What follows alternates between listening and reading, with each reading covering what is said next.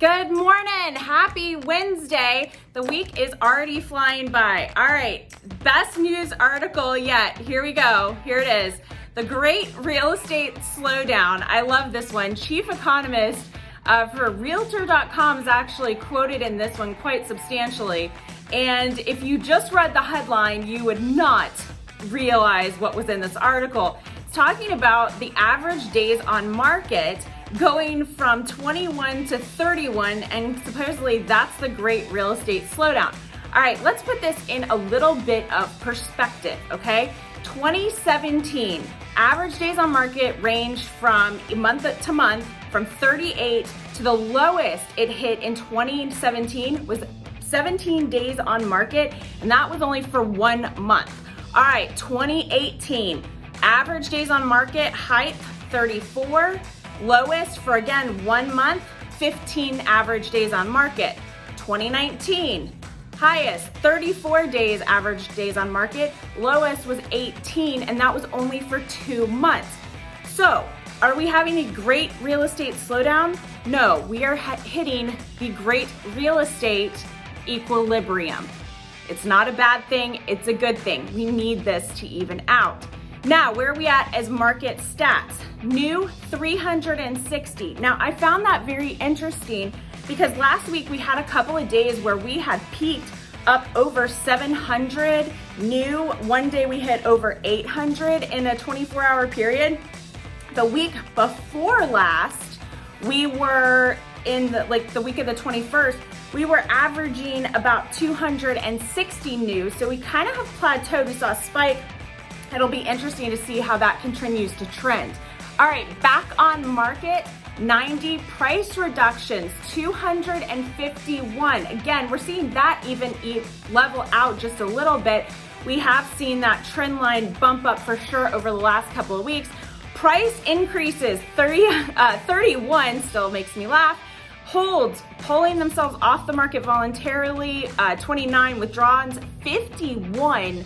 As we only see expireds at 15. So again, people are really pulling themselves off the market pretty quickly here. Under contract, 303.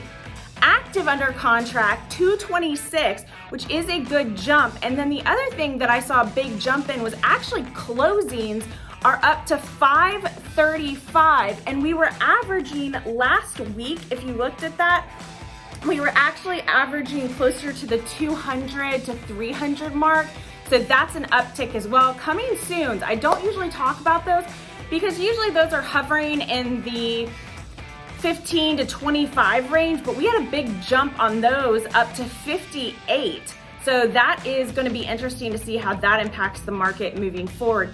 Interest rates holding under 6%, but jumped a little bit to 5.95. So get your buyers to go ahead and lock, even if they're thinking about it. Now is the time.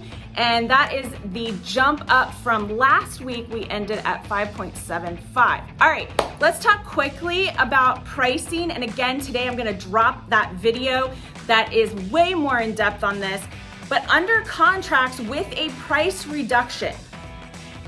You with me? So if the homes have had a price reduction, out of the 1,535 that did, the average days on market for under contract was 30, median 16. Average days on market for active under contract, and again, these are with the price reductions, 22, median 17. And out of those 1,535, over 1,400 are still on the market, and their average days on market right now are 38 and will continue to tick up since they're still on the market, and median is 27. Now let's compare that to homes that did not have a price reduction. They're under contract with an average days of market of 17, median of 7, which is throwing out the high highs and low lows, and an average of active under contract 15 days on market and median of 7. Those are drastic numbers, and if you want to learn more and get a deep dive on that, check out my video that I'm posting later today on pricing and how it's impacting price reductions and how it's impacting your days on market and your final sales price. Have a great Wednesday, and I will see you tomorrow morning.